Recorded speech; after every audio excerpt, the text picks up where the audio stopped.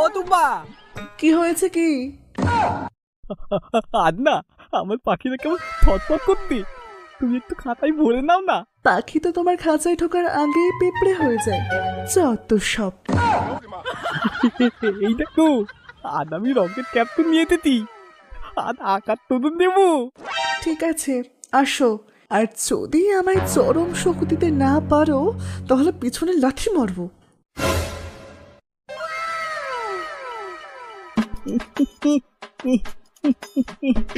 ছাড়ো ছাড়ো, মরে গেলাম বাবা গো, ছাড়ো ছাড়ো বলছি, ছাড়ো।